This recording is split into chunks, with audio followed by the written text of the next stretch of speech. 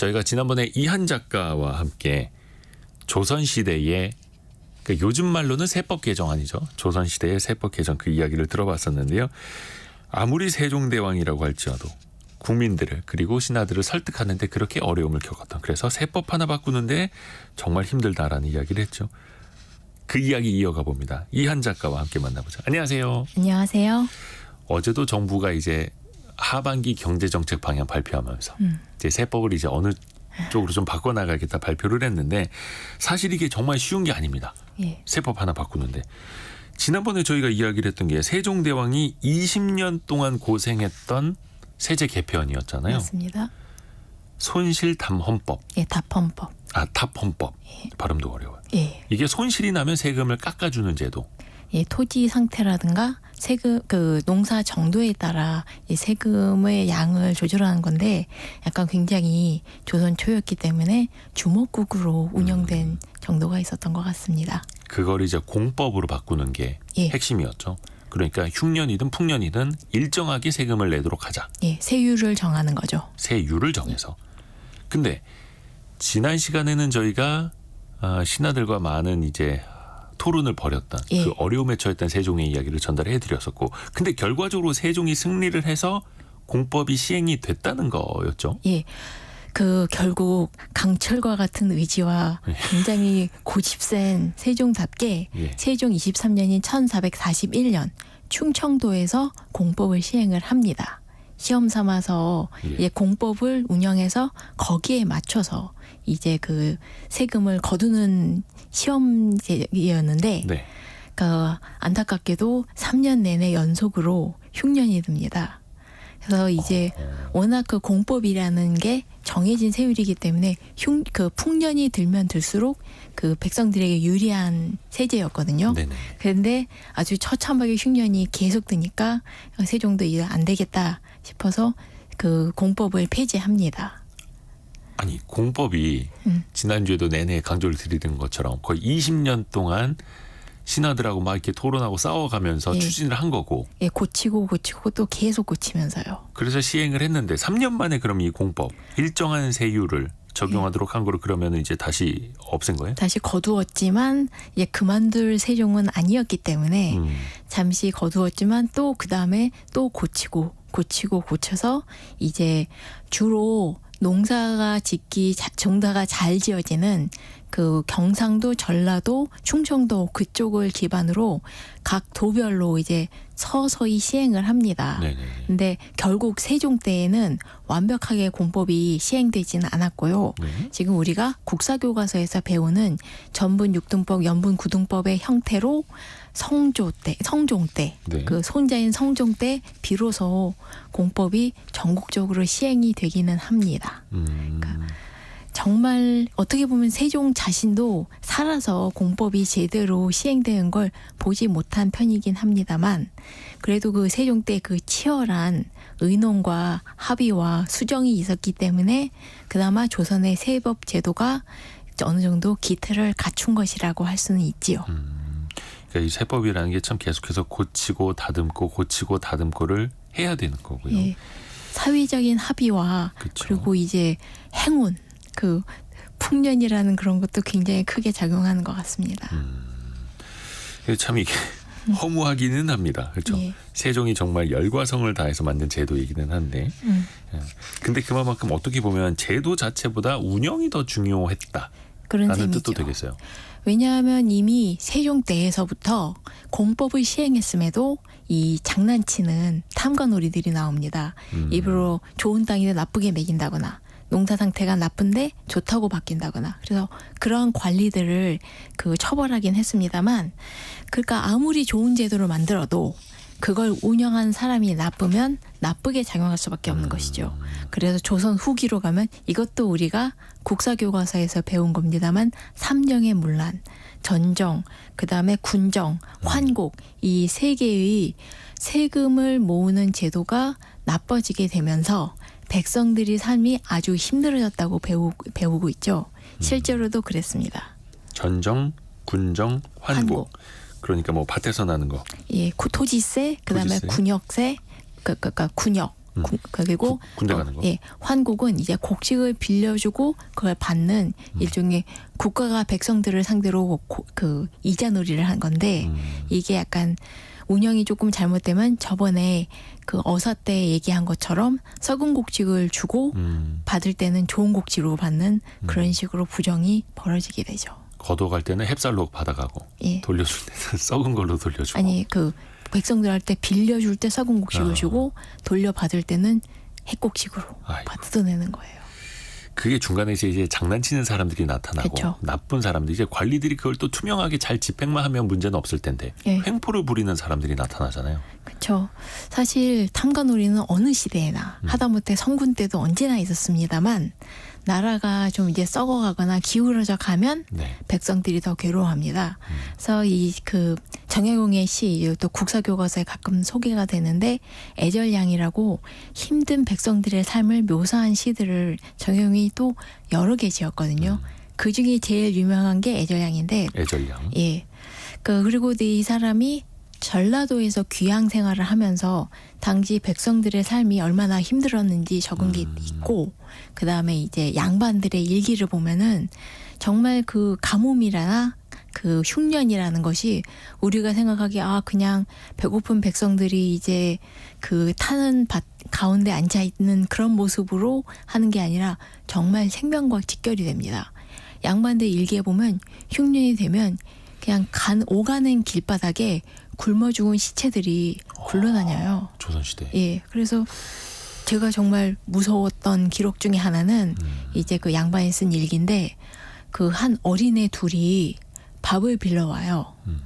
그러니까 너희들 어떻게 된 거니 하고 사연을 물어봤더니 아버지가 굶어서 죽고 어머니와 같이 떠들고 있었는데 자고 일어나 보니 엄마가 없어진 거예요.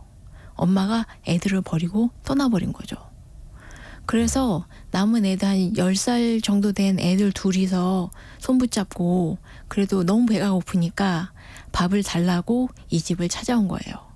그래서 이 양반이 안타까워는 하는데 거둘 수는 없고 그래서 한번 이제 그 필이나 불어봐라 이렇게 그렇게 얘기를 하고 그런 이야기가 나와 있어요.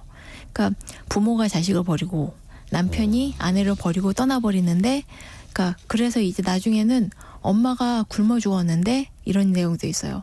엄마하고 애들 둘이 있는데 엄마가 굶어 죽었는데 애들 둘이서 서서 울고 있는데 어른들이 다 지나가면서 안타까워하면서 그냥 지나가요. 그래서 도와줄 수도 없으니까. 아이들이 우리 엄마 어떻게 묻지? 그런 이야기를 하면서 지나가는 걸 그런 거를 어른이 양반이 안타까워하면서 일기에 적은 내용이 남아 있습니다. 근데 그게 어떤 전국적으로 좀 힘들었던 특정한 기간이 아니라 그러니까 흉년이 들면 때때로 그런 일들이 왕왕 벌어졌다라는 거예요. 그렇죠. 왜냐하면 굉장히 유명한 경신대기근이 있습니다만 네. 여기에서 말한 그런 가뭄들은 역사에 기록도 나와 있지 않은 지역적인 가난이에요. 흉년이에요. 그럼에도 불구하고 그런 개인의 비극들이 켜켜이 쌓여 있는데 그런 것들이 기록으로 남아 이제 흔적을 볼 수 있는 거죠. 그런 상황에서 세금은 또 내야 되고 네. 공물을 바쳐야 됐고 했으면 더더욱이 더 힘들어졌을 테고요. 그렇죠. 근데 또 중간에서 수탈하는 못된 그 관리들도 나타나고 그렇습니다. 그러면은 더 저항이 심해질 수밖에 없겠죠. 조선 시대에도 조세저항은 있었습니다. 조세 저항. 예. 지금도 우리가 이제 세율 올린다라고 하면 이제 큰일 나죠 막. 예. 그 가장 유명한 조세저항은 역시나 동학농민운동이 되겠습니다. 그 고부 군수였던 조병갑이 네, 그 조병갑. 억울하게 이제 백성들을 수탈하니까 이제 그 녹두 장군을 비롯한 이제 그 동학군들이 일어나는 그런 이야기도 있습니다만, 그러니까 사실 그 탐관오리가 정말로 많은 해악을 끼칠 수 있는 게 아까 얘기한 대로 세종대왕이 아무리 좋은 제도를 만들어도 이 탐관오리 한 사람이 장난치면은 그냥 그 지역은 전부 폭탄을 맞는 거였으니까요. 이 탐관오리들, 못된 관리들 어떤 식으로 백성들을 괴롭혔는지 좀 사례 좀 몇 가지 들어볼까요? 예, 우선 굉장히 유명한 높은 관리뿐만 아니라 그 밑에 있는 하다못해 아전이나 네. 그 나졸 같은 사람들도 얼마든지 폐해를 끼칠 수 있었습니다. 그래서 보통 이 세금을 매기기 위해서는 토지세니까 네. 이게 그 전 논밭을 돌아다니면서 농사지은 정도를 보고 그에 따라서 이제 그 세금 정도를 매겨야 됐거든요. 그런데 이게 워낙은 이제 그 사또, 동네 사또들이 다녔습니다만 그것도 힘드니까 면인배라고 해서 그 세금 매기는 그 인력들을 쓰기도 했습니다. 면인배. 예. 면에 소임을 하는 그 사람들이란 것으로 요즘 말로 따지면 면사무소 직원 정도의 느낌이죠. 네네네. 그러니까 워낙 그 세종이 이제 공법을 만든 것도 이렇게 그 개인의 판단을 미루고 이제 그 시스템에 맞춰서 세금을 만들기 위해서 만든 거였는데 그렇죠. 이 면인배들의 횡포가 장난이 아니었습니다. 왜냐하면 세금을 매기러 가서 네. 세금을 매기는 대신 술상을 봐와라. 맛있는 음식을 내와라. 그래서 그렇게 안 들으면 일부러 세금을 무겁게 매긴다거나 심지어 거기 동네 사람들을 때리거나 횡포를 부리는 일도 굉장히 많았습니다. 아니 세금 거들어간 관리가 동네 사람을 때린다고요? 예. 완전 초갑질이었네 그러면. 그렇죠. 그래서 이렇게 나쁘게 매긴 세금을 그 조선시대 때 용어로 부결이라고 했습니다만 부결. 예. 대충 6가지 종류가 있었습니다. 무토허복이라고 해서 땅이 없는 사람한테 그 허위로 세금을 매기는 거예요. 잠시만요. 무토허복. 예. 땅이 없는 사람한테 땅이 있는 것처럼 허위로 세금을 매긴다고요? 예. 이거 뭐 말이 안 되는 거잖아요. 근데 이게 조선시대 따라서 가능했어요. 그러니까 조선시대죠. 그 다음에 예. 백지원징이라고 해서 세금을 내지 않아도 되는 땅인데 네. 억지로 세금을 매기는 거예요. 백지원징. 예. 세금을 안 내도 되는 땅인데 세금 내라. 예. 그리고 또 하나는 부복이라고 해서 이거는 예. 원래 내는 세금에 플러스 알파를 얹어서 더 무겁게 매기는 거. 자기 마음대로. 예. 어.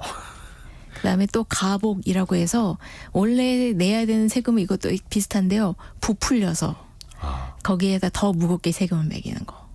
뭐 10가마 생산을 했는데 한 15가마 생산한 것처럼 예. 더 무겁게 매기는. 예. 그다음에 기탈이라고 해서 땅이 이거는 또 이제 또 다른 양상인데요. 땅이 있고 소출이 있는데도 세금을 안 매기는 거. 기탈. 예. 이거는 자기 마음대로 깎아주는 거예요? 예. 그렇죠. 뭐 잘 예. 봐주는 거네. 예. 그러니까 결탁을 해서 지방 세력가들을 결탁해서 일부러 세금을 깎아주는 거. 뭐 뒷돈 받았겠죠. 예. 그다음에 제가 마지막은 그 철탈이라고 해서 아무 이유가 없는데도 그냥 세금을 깎아주는 거. 아니 이거 세금 깎아주는 사람 입장에서는 되게 뭐 이제 서로 뭔가 좋은 게 좋은 거다 막 이런 거 있지 않았을까? 보통 이렇게 생각이 하면 드는데요. 세금을 깎아준 세금을 다른 사람한테 떠넘깁니다. 아이고야. 예, 그렇게 되니까 백성들은 그러니까 힘없고 백없는 백성들은 더 힘들어지는 거죠. 부결의 6종류. 예. 무토허복, 백지원징, 부복, 가복, 기탈, 철탈. 야, 이게 근데 거의 이제 말단 관리들이 면사무소 시작해서. 말단 관리들이 이렇게 하고 돌아다녔다라는 거. 그래서 높은 세력가들도 했습니다만 그래서 고루고루 썩었다고 생각하시면 됩니다. 나쁜 짓에는 직위 고하가 따로 없고. 맞습니다. 그래서 지난번에 저희가 그 암행어사 얘기도 했던 거잖아요. 그렇습니다. 그런 사람들이 또 이런 사람들이 이제 잡으러 다녔던 거고. 그러면 일단 백성들 입장에서 당장 이걸 막 알려야 되잖아요. 억울함을 풀어야 되잖아요. 예. 방어할 수 있는 방법이 있었습니까? 제가 그래서 조선시대 백성들을 사랑하는 게 예. 절대로 그냥 앉아서 당하지 않았습니다. 소송을 했습니다. 행정적으로 소송을. 와. 그래서 이런 소송 문서들이 굉장히 많이 남아 있거든요. 네. 저 예전에 했던 그 하삼도 얘기처럼 340년 동안 소송을 하면서 싸운 사람들도 있고 문서로 남아 있는 거면 1894년 경상남도 경주 강동면 국당리에서 그때 그 세금 거두는 그 김성택이한 사람이 이 동네 사람들이 세금을 안 냈다. 그래서 558량을 못 거뒀다. 해서 고발을 했는데 이게 사실이 아니었기 때문에 이 동네 국당리 사람들이 힘을 합쳐서 맞고소를 했습니다. 그래서 21명이 맞고소로 이 같이 이름을 적었는데 네. 거기에 적으면 누구 집안 노비 누구라고 이렇게 적혀 있는 경우도 있었습니다만 아마 그 사람들은 양반들을 대신해서 그 지역 양반들을 대신해서 소송에 나선 사람들이었을 겁니다만 그 외에도 그냥 누구누구라고 이름이 적혀 있는 사람도 있습니다. 이 사람들은 누구의 노비도 아닌 그 지역 자영농이었겠지요. 그래서 이 21명이 함께 힘을 합쳐서 연대 소송에 들어가서 소송에서 이겼습니다. 그랬는데 이긴 다음에 이긴 걸로 끝난 게 아니라 네. 이 동네 사람들이 다시 한번 재소송을 합니다. 그 경주 군수한테 한 소송인데 이 악덕 그 세금 징수원의 이름을 거론하면서 이 사람이 다시는 우리 동네에 횡포를 부리지 못하도록 그 확언을 해달라라고 소송을 했고 실제로 경주 군수는 앞으로 그렇게 하겠다라고 그 약속을 하는 것으로 되어 있습니다. 이야, 불합리하게 고발을 당하면 거기에 또 이제 맞고소를 하고 적극적으로 이제 대응을 했던 거네요. 예. 근데 이거는 아까 국당리? 예, 경주 강동면 국당리 어떤 주민들이 같이 힘을 합쳤던 케이스고 예. 개인이 나 홀로 싸운 적도 있습니까? 혹시?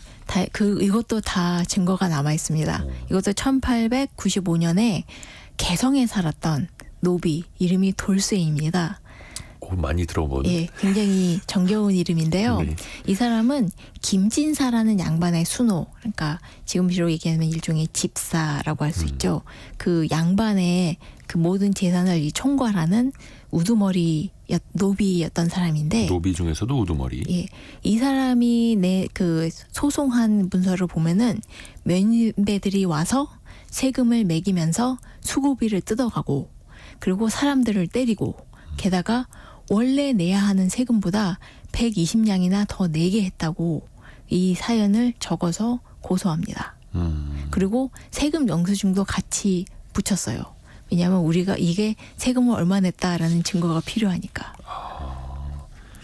세금 뭔가 명세서, 예, 청구서 같은 게 날아온 거를 같이 이제 첨부를 해서 소송을 걸어버리고. 그렇죠. 그리고 그 사람들이 잘못된 세금을 매겼다라고 이제 그 소송을 한 거죠. 그러니까 120냥이면 절대로 작은 액수는 아니긴 했습니다. 당시 120냥. 예, 그 세월에 따라 액수가 왔다 갔다 하지만 보통 40냥 정도면 한 4명 가족 1년 생활비 정도가 될 수 있을 정도로 꽤 큰 양이었고, 그리고 그 문서에는 원래 매겨야 된 세금 그 이율이 적혀 있거든요. 세금 이율이. 근데 거기에 따르면 원래 매겨야 하는 세금은 107냥. 그것까지 따져가지고 예, 소송을 한 거죠. 꼼꼼하게. 예. 그리고 그 뭐라 해야 됩니까? 그 관리가 찾아와서 자기한테 수고비를 얼마나 달라고 했다 이런 것까지 다 이제 그렇죠. 적어놓고. 그래서 이런 걸로 따지면 원래 내야 된 세금의 거의 2배를 내게 된 셈이었고요.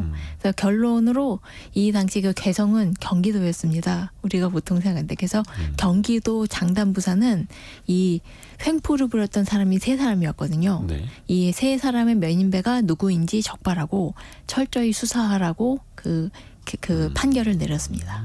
그래요. 그러면 그 갑질하던 면인배들이 혼났겠네요. 예. 그게 그나마 위안이라고 할 수 있겠죠. 조선이라는 나라가 그나마 이 정도로 잘 돌아갔다는 뜻이고요. 근데 이제 김진사와 돌쇠는 120냥 예. 때문에 소송을 걸었던 거고, 근데 당시에는 이런 현금이 아니라 곡물 있지 않습니까? 뭐 그쵸. 쌀 같은 곡식 같은 걸로도 이제 내기도 했었는데 이것 때문에 또 골치 아픈 일도 많이 생겼다면서요. 그게 이 곡물이 예. 나중에 혹시 아시겠지만 대동법이나 그런 쪽으로 이어지게 되는데 네. 굉장히 골치 아픈 세금이었습니다. 워낙 조선의 세금은 이 토지세, 그다음에 곡물 같은 이제 특산물을 바치는 것, 그리고 군역이었는데 이 특산물이라는 게 워낙 조선시대 때 초기에 이 시장 경제가 잘 발달하지 않았을 때 네. 여러 가지 나라에서 필요한 물건을 구해야 됐기 때문에 각 지역 그 많이 나는 데에서 바치게 했던 것인데 네.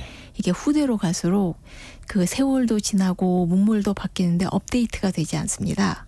그래서 이제 문제가 생기는데 이 대표적인 예가 흑산도였거든요. 흑산도요? 예, 전라도, 신안군, 흑산도 하면은 지금의 특산물은 역시 해산물이겠습니다. 해산물이겠죠. 하지만 조선시대 때는 당나무로 만든 종이였습니다.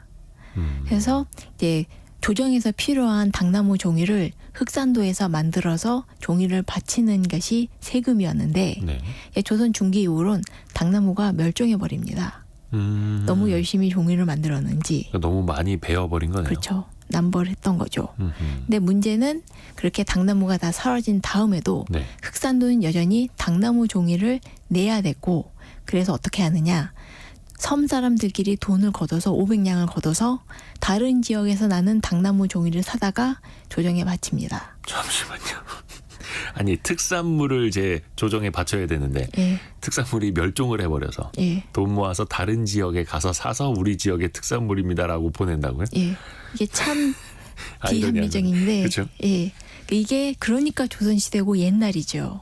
업데이트가 안 되는 거예요. 그러니까 조선시대는. 이때도 뭐 기후 변화라고 해야 되나? 하여튼간 네, 남벌이 가장 심했을 것 같고요. 환경 변화에 따라서 특산물도 변하는데. 그리고 이 특산물 지도가 네. 세종 때 만들어진 것이 그 이 후대로 갈수록 업데이트가 안 된다는 게 큰 문제라고 볼 수 옛날 있죠. 그대로 예, 고치질 않고. 그 땅에 이제 나지도 않고 없는데 예. 그걸로 바쳐라 하니까 어쩔 수 없이 이제 사다가 바치는. 예, 그러면 이 사람들은 돈을 모아서 갖다 줄 수밖에 없었던 거고. 예. 이거 조정에서는 몰랐습니까? 그랬던 것 같아요. 왜냐하면 이게 계속 문제가 되는 게 500냥을 거둬야 되는데, 그러니까 거둬야 될 돈은 액수는 정해지는데 여기에 중간에 탕건월이나 나쁜 사람 한두 명 끼워도 네. 굉장히 이제 눈덩이 같이 불어나는 거예요. 그러니까 한 사람한테 이제 몰아준다거나 나 안 낼래 하고 빠지게 되면 이 빠진 사람 목까지 내야 되니까 무조건 500냥은 거둬야 되고 종이살 돈은 거둬야 되고 하니까 노인이나 아기가 있는 집한테도 떠넘기고 이 세금이 너무 무거워서 도망가면 그 다음에 다른 친척한테 매기고 이런 폐해가 눈덩이처럼 계속되니까 이제 흑산도 사람들이 배를 타고 한양까지 가서 왕한테 격쟁을 합니다. 이런저런 사정 때문에 우리가 이 세금이 너무 무겁습니다. 이게 1791년의 일이었는데 그 당시 왕이 다행히 조선을 잘 굴리던 정조였습니다. 정조. 그래서 정조가 이걸 듣고 야 이건 해결하자라고 하고 당시 좌의정이었던 최재공이 해결안을 냅니다. 당나무 종이를 직접 내게 하지 말고 그냥 우리가 필요한 종이를 시장에 가서 사오자. 그러니까 그러면 흑산도 사람들한테는 당나무 종이가 아니라 그냥 돈으로 돈을 내고. 받자. 예, 돈으로 세금을 받고 예, 그걸로 다른 지역 가서 우리가 당나무를 사다 쓰면 되지 않겠느냐. 그렇습니다. 그게 당연한 시장 논리인데 그렇죠. 그 조선시대 초기만 하더라도 이런 시장이나 유통망이 잘 만들어지지 않았기 때문에 그래서 곡물제도가 생긴 건데 이 곡물제도가 완벽하게 바뀌지 않고 후대로 계속 가니까 문제가 생긴 거죠. 그래도 다행이네요. 정조가 그래도 백성들의 의견을 받아들여 준 거잖아요. 예, 그렇습니다. 그러니까 이와 비슷한 사례가 또 하나 더 있는데 네. 1787년 이것도 정조 때입니다만 네. 강원도 고성지대인 간성의 사람들이 이제 또 이제 왕한테 격쟁을 했는데 세금이 너무 무겁다고요. 근데 그도 그럴 수밖에 없었던 게 이 지역의 특산물은 인삼이었습니다. 오, 강원도 고성 지역에서 예, 그 당시에 간성입니다. 바쳤던 곡물이 인삼. 예. 근데 왜냐하면 이게 인삼이 조선 초기 때도 비싸긴 했지만 네네. 조선 후기 때가 되면서 이 전 세계적으로 인기를 누리면서 값이 천정부지로 오르거든요. 그러니까 세금량은 정해져 있으니까 이 세금 부담이 너무너무 심해진 거예요. 그래서 결국 정조는 그 얘기를 듣고 인삼을 세금의 양을 줄여줬습니다. 그러니까 근데 여기까지는 그래도 좋은 일이었고 그다음에 이제 부당한 세금이었죠. 근데 또 한편으로는 이 세금 낼 때 네. 장난치는 사람들도 분명히 있었습니다. 이것도 다산정용이 남긴 말이었는데요. 그 여러 가지 지방관으로 일했던 아버지가 남긴 얘기였는데요. 세금 안 내려고 얌체짓하는 농민들 상대하기가 진짜 힘들다라는 이야기도 했습니다. 그러니까 이게 세금을 거들어 돌아다니는 관리들, 면인배들의 갑질만 문제가 아니라 예, 백성들 중에서도 예. 세금을 안 내려는 이제 얌체짓하는 사람들이 많았다는 거죠. 아까 얘기했던 그 잘못된 세금 결부 중에 하나는 이제 내야 될 세금을 안 내고 이제 그 지방교와 그런 관리들과 결탁해서 힘이 약한 낼 다른 세금이 사람한테 없는 것처럼 이제 예. 처리해버리고. 그렇죠. 그 자기 세금을 남한테 떠넘기는 사람들 그런 체납자들도 참 많았습니다. 38 기동대가 떠야겠는데 이거. 예. 이제 고액 체납자는 이제 지금은 막 명단도 공개하고 굉장히 이제 크게 압박을 많이 하잖아요. 예. 조선 시대에도 그럼 고액 체납자들이 꽤 있었을까요? 그 의외로 굉장히 많았습니다. 그러니까 왕이 이제 오갈 때 억울하다고 호소하면서 징을 두드린 걸 격쟁이라고 했는데요. 격쟁. 예. 내 얘기 좀 들어주십시오라고 하는 격쟁. 정말 억울한 사람도 있었습니다. 억울하게 처벌당했다든가 아니면 이제 뭐 그 슬픈 일을 당했다거나 그런 사람도 있었나 하면 또 이제 나 이 세금 내는 거 억울합니다라고 그렇게 두들기는 그 양심 없는 고액 체납자들도 꽤 있었습니다. 억울하지 않은데 억울한 척을 하는 거예요? 본인은 억울하겠죠. 본인은 억울하다고 생각하겠지만 네, 사회적으로나 객관적으로 보면 이건 당신이 잘못하는데 왜 당신이 억울하다고 하고 있냐라는 내용들도 굉장히 많았습니다. 아하. 그러면은 어떤 사람이 있을까요? 이거 뭐 실명도 나오는 것 같은데요? 예, 다행히 역사적인 사람이고 양반인 아니었던 것 같기 때문에 이것이 이제 그 소송이 들어올 일은 없을 것 같습니다만 1782년 3월 1일에 평안도 예. 정주에 와서 온 13살짜리 아이인 김현서가 격쟁을 했습니다. 예, 기록으로 이렇게 나와 있는 거예요? 예, 그렇죠. 1782년 일입니다. 예. 근데 임금님 지나가는 길에서 꽹가리 치고 격쟁을 한 게 13살 소년이에요? 예, 사실 8살짜리도 했기 때문에 어린 나이긴 하지만 뭐 아주 그렇게 특별하긴 특별하죠. 그래서 하더라도 대단한 거 아닌데 문제는 어떤 내용으로 격쟁을 했느냐가 문제죠. 내용. 왜냐하면 자기 아버지의 땅 예. 700마지기에 예. 부과된 세금 1만 냥이 부당하다라고 격쟁을 한 거였습니다. 700마지기에 1만 냥이면 이거 굉장히 큰 거 아닙니까? 사실 지금 저도 조선시대 때 물가가 네. 완벽하진 않지만 그 700마지기 정도면은 그냥 아주 러프하게 계산해서 14만 평입니다. 14만 평. 그러니까 14만 평에 매겨진 1만 냥이면 아까 얘기한 40냥이면 한 가족이 1년을 먹고 살아요. 네. 그런데 그러면 만 냥이면 정말 어마무시한 돈이었죠. 세금만 1만 냥. 예. 그러면 이제 뭐 거의 재벌 집안이라고 볼 수 있습니다. 근데 그 재벌 집안에 13살짜리가 나서서 이 세금이 부당합니다라고 예. 외친 거잖아요. 그렇죠. 이게 그럼 뭐 속 이야기가 더 있을 텐데요. 예. 그래서 당연히 정조도 어린아이가 한 데다가 그다음에 격쟁한 사연들을 이제 훑어보는데 근데 이건 좀 이상하다 싶어서 이제 좀 더 심층 조사를 하라고 이야기를 합니다. 네네. 그래서 게다가 이건 그 김현서란 사람의 아버지가 이미 처벌을 받아서 귀양을 가 있던 처지였거든요. 네. 같은 문제로요.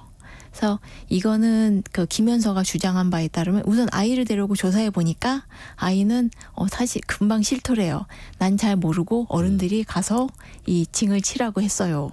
그러니까 어른들이 이야기를 시키는 대로 한 거예요. 예. 임금님 지나가는 길에서 징 치고 이렇게 크게 소리 지르면 된다고 했어요. 예, 이렇게. 라고 그러니까 13살짜리고 어린아이고 네. 이 사태를 잘 몰랐던 것 같습니다. 근데 이 밝혀진 사안을 보면 워낙 이 사람의 아버지인 김원태가 네. 이제 그 국유지나 그런 거를 슬쩍슬쩍 이제 먹어서 훔쳐가서 그 부당한 땅을 엄청나게 차지하고 있어서 그래서 거기에 매겨진 세금이 1만 냥 정도가 되었던 거예요. 나라 땅을 야곱야곱 자기 땅으로 이제 경작을 했던 거예요. 네.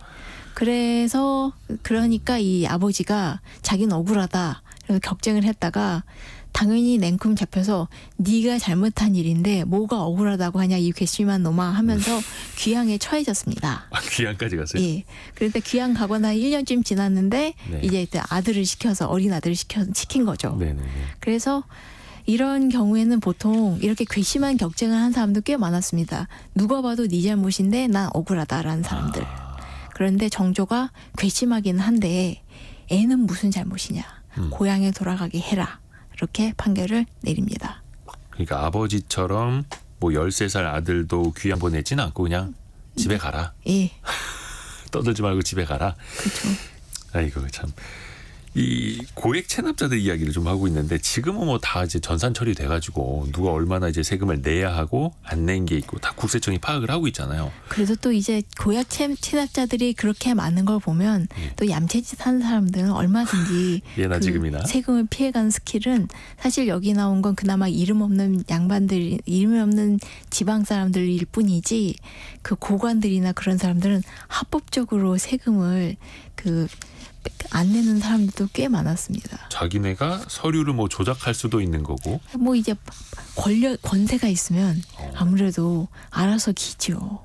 그냥 낼 세금이 원래 없는 걸로 하자 뭐 이럴 수도 있는 거고. 예. 근데 그게 뭐 전산화돼 있는 것도 아니고 조선 시대에는 그걸 어떻게 파악을 할 수 있었을까요? 사실 세종도 조선도 네. 이제 서류의 나라였기 때문에 서류의 나라. 예, 웬만큼 똑똑한 관리 하나만 딱 부임하면 금방 나타납니다.